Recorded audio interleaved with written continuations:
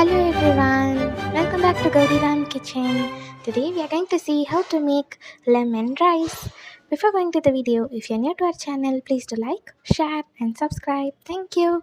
Now let's see how to do it. Take 10 green chilies, handful of curry leaves, juice taken from 3 lemons. In that lemon juice, you should add 1 teaspoon of turmeric powder and required amount of salt. Also take 2 inches of ginger and grate it well. Keep a kadai, add 3 tablespoons gingerly oil. For tempering, add mustard, Bengal gram and urad dal, each 1 teaspoon. Along with that, you can add ginger and green chilli. Fry them well in the oil. Next, we are going to add curry leaves. Fry the curry leaves for 1 to 2 minutes. After that, make the stove to the low flame and add the lemon juice. After 1 minute, turn off the stove and let it cool for some time. No need to add salt because we have already added salt in the lemon juice.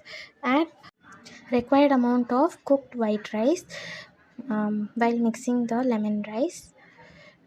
You can add more if you don't like the sour taste. If you add less rice, it will be more sour.